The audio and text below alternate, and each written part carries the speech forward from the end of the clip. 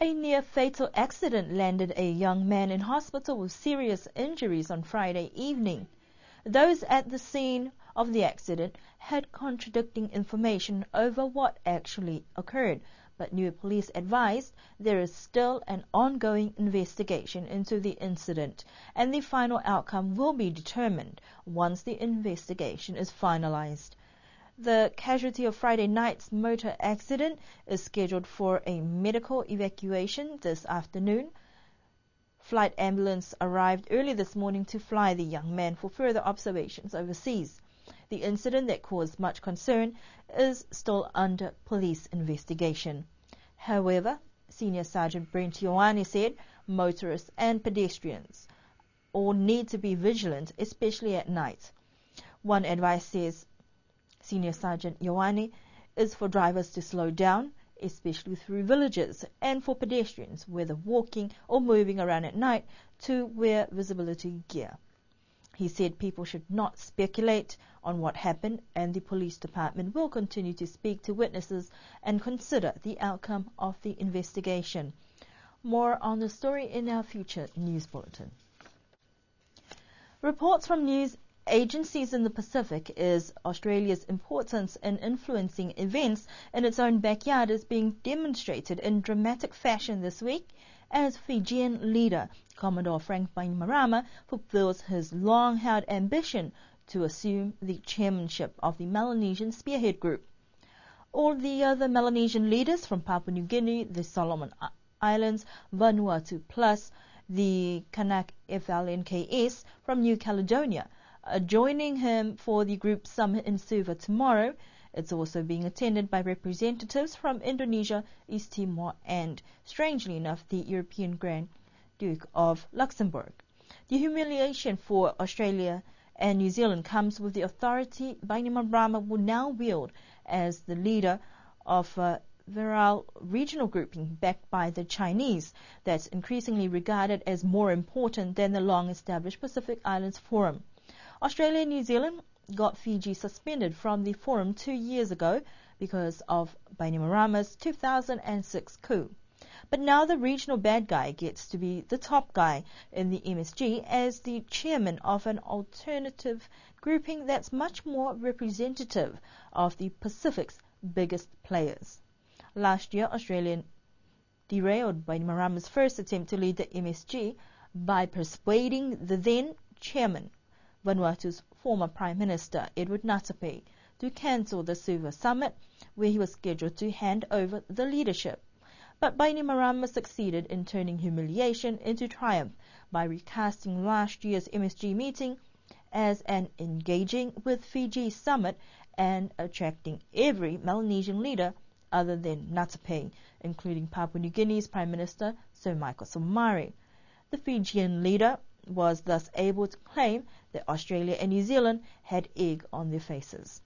Since then, Bainimarama has used Fiji's diplomatic influence and his keen sense of Melanesian policies and politics to marginalize Ngatape and rely on the Vanuatu leader's chief political opponent, Sato Kilman, to destroy him. Much of Kilman's campaign against Ngatape was based on casting him as a man prepared to betray a Melanesian brother in exchange for more than 60 million in Australian aid. Ngatape has since been consigned to the electoral dustbin, and Kilman thereby removed the one remaining impediment to Bainimarama assuming the leadership of the MSG. Australia and New Zealand, the region's big boys, lost both the battle and the war. Even members of Australia's foreign affairs establishment now concede that on top of his 2006 coup, Bainimarama has scored another in securing the MSG chair. Heads of departments and liaison officers are this week in training as part of developments towards establishing the Niue Ombudsman-backed service. Alana Leach and Tracy Meredith are from the New Zealand Ombudsman branch in Wellington and have been on the island facilitating this capacity building training with those who will be directly involved in dealing with the handling of complaints. At first instance, the process appears to be complex, and this is the first time this type of service has been introduced here in Niue. But the hope is that it will enable government, through its departments, to deal with complaints professionally and to improve its services to public satisfaction. The sessions are being held at the Niue Public Service Building for 4 days and will conclude on Thursday. The second group will be starting their training tomorrow. The Ombudsman Back Service is a new concept being taken on board to improve public relations with government. Exports look promising this month with an increase in taro packed amounting to 2 container loads. The shipment. Reports from growers say that there is a boost in taros ready to export. However, some have been struggling to harvest all of their crops. At the end of packing taro for exports, the Mo'i Whakaniwe program recorded just over 500 sacks of taros destined for the New Zealand market, and today private consignment reached over 400 sacks of taro. An additional setback to the process is the apparent shortage of sacks available on the island. The Mo'i Whakaniwe program has limited stock for sale. The delay in the boat's arrival is also proving challenging for the MFN program, and concerns whether the shipment of taros will reach the markets before they begin to spoil. According to reef shipping agent here on the island, Fulani Moya, the boat's delay was due to the ports being closed due to Tropical Cyclone Pune in the region affecting Tonga. The Foreign Pacific Voyage 12 is expected to arrive on the island tomorrow. In order to limit the inconvenience to Niue, Reef Shipping is intending to reschedule the next voyage of the Foreign Pacific, Voyage 13, to sail direct to Niue, and it is expected to arrive on the 18th of April.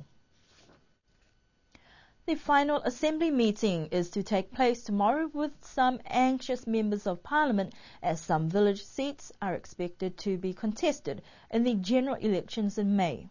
The dissolution of Parliament is still on schedule for the 9th of April and the general election on the 7th of May. Radio Sunshine will be broadcasting this tomorrow at 9 in the morning. And those are our news stories for this Tuesday evening. We do hope that you will join us again for our next news bulletin on Thursday.